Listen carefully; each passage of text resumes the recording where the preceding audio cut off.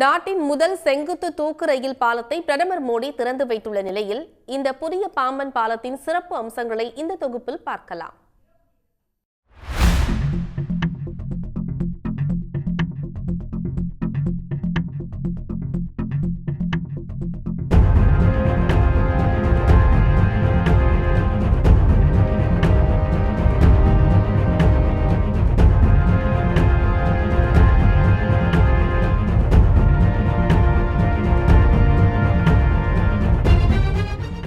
ராமநாதபுரம் மாவட்டம் மண்டபம் ராமேஸ்வரம் தீவு பகுதியை இணைக்கும் வகையில் பாம்பன் கடற்பகுதியில் 2.2 கிலோமீட்டர் தொலைவுக்கு 1914ஆம் ஆண்டில் ரயில் பாலம் அமைக்கப்பட்டது.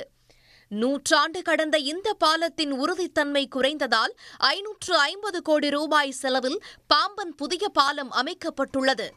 புதிய ரயில் பாலம் 2078 மீட்டர் நீளம் கொண்டது. கடல் மட்டத்திலிருந்து 6 மீட்டர் உயரம் கொண்டது. 333 கான்கிரீட் அடித்தளங்கள், 99 தூண்களும் 102 இணைப்பு கர்டர்களையும் பொருத்தி அமைக்கப்பட்டுள்ளது. நாட்டிலேயே முதல் செங்குத்து தூக்கு பாலத்துடன் இந்த ரயில் பாலம் வடிவமைக்கப்பட்டுள்ளது.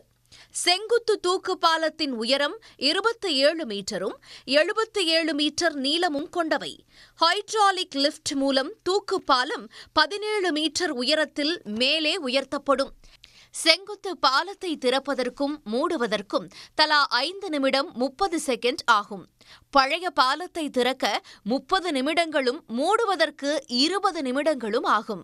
புதிய பாலம் கடற்காற்றால் துருப்பிடிக்காமல் 35 ஆண்டுகள் வரை காக்கும் வகையில் 3 அடுக்குகளாக நவீன வர்ணங்கள் பூசப்பட்டுள்ளன.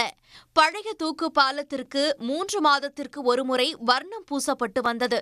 புதிய பாலத்தின் முழு நீளத்திற்கும் ஊழியர்கள் சென்று வர தனி பாதுகாப்பான நடைபாதை அமைக்கப்பட்டுள்ளது. இந்த வசதி பழைய பாலத்தில் இல்லை. புதிய பாலத்தில் நடுப்பகுதி கிர்டர் 650 டன் எடை கொண்டது. இந்த 650 டன் தூக்கு பாலத்தை எளிதாக ஏற்றி இறக்க கோபுரங்களின் இருபுறமும் 315 டன் எடை கொண்ட செவ்வக பளு உள்ளது.